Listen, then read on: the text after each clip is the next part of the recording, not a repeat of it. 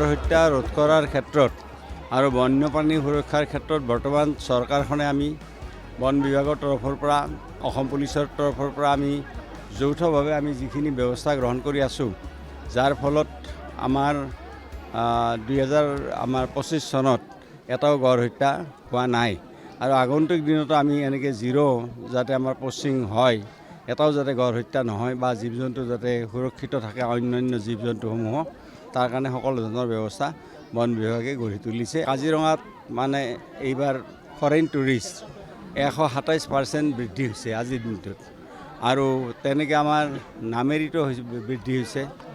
ওৰাঙত আমাৰ বৃদ্ধি হৈছে আৰু মানসতো বৃদ্ধি হৈছে। গতিকে এইবাৰ ফৰেইন টুৰিষ্ট